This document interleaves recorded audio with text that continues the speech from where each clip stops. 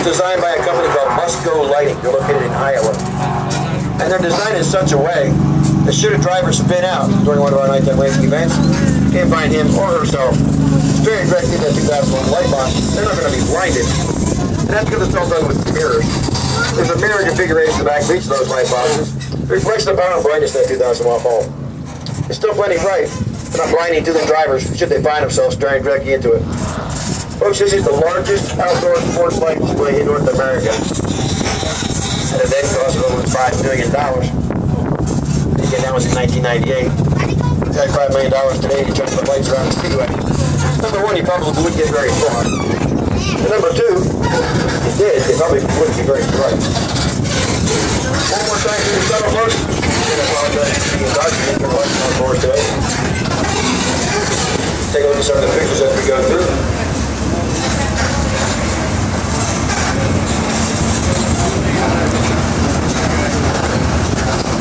Really not too much to talk about when you're in the tunnel. As you see the picture. But you can't see the picture today, so I can point things out. There's very much great. I took you to very good today on the Daytona 500. Miller ran Nascar for one season and won one race. The Daytona 500 in 1967. More well known as an Indy driver as his son is today. Grandson still has to today. Coming up on the right-hand side, we're going to head through this area over here. This is the former site of the Daytona Beach Kennel Club dog racing track. The dog racing track is privately owned and was here for many, many years. Well before the Speedway was even built. Speedway tried to buy this property back in the mid-50s when they were building the Speedway. But at that time, the dog track did not want to sell. Until a few years ago, with the Speedway's assistance, they built a brand new dog racing facility down at Williamson Boulevard, about a mile and a half from here. So the Kennel Club still has dog racing in the area, just now in a different spot. We've since purchased this property. We made most of it into a parking area. We have bus parking out here, handicap parking, and general admission parking.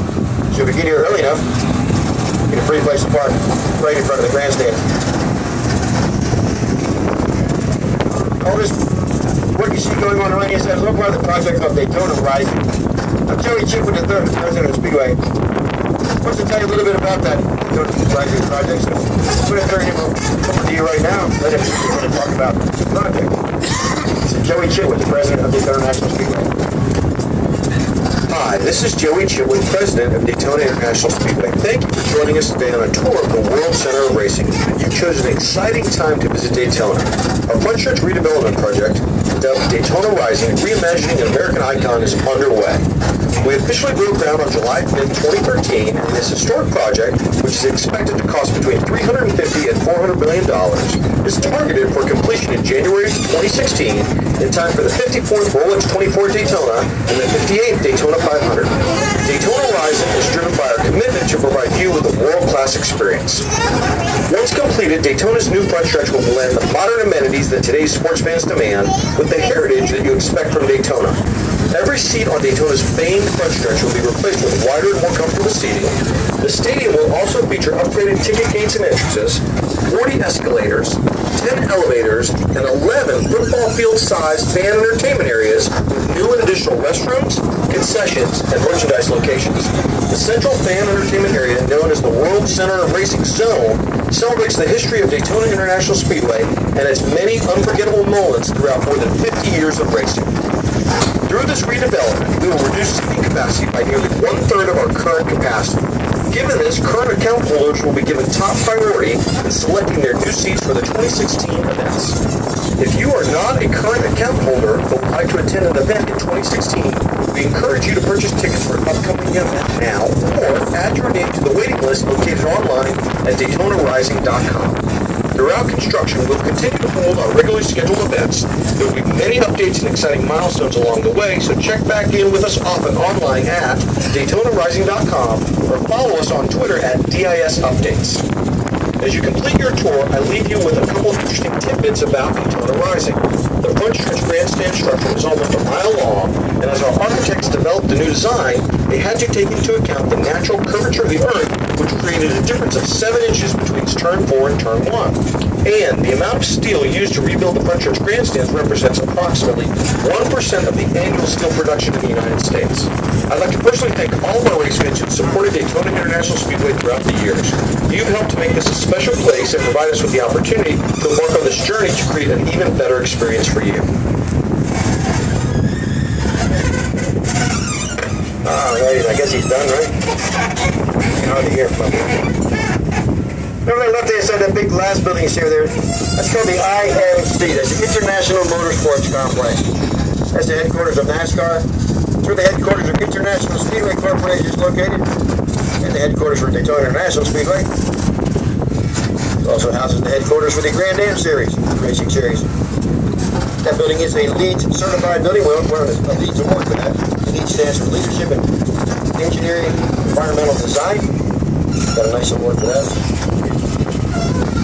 We also just got an award recently for recycling. The building recycles 60% of all recycled material. So we got an award for that. We're pretty happy about that. We're losing a lot of our parking area out there also. Now, there are some statues in front of the building. Other than that, there's not much to see out here. But I'll tell you about the statues. Coming up on the right-hand side, the first statue is Bill France Jr. He took over NASCAR from his father.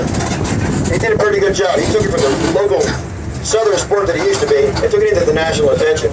He got the major sponsorship dollars from R.J. Reynolds to start the sponsorship dollars, took it to national attention. They built tracks around the country, acquired tracks around the country.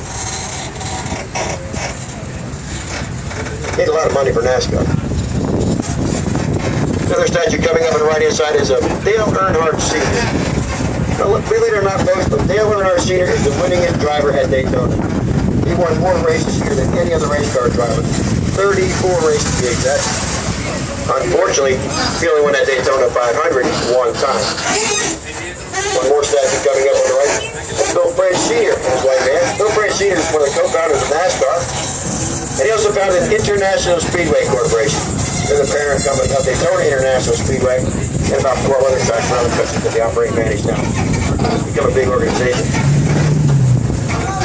Well, that's what wraps up the tour. We have one more stop. There's a lot of stop for me, so I'm going to let you guys know. Your tour's not going to be over.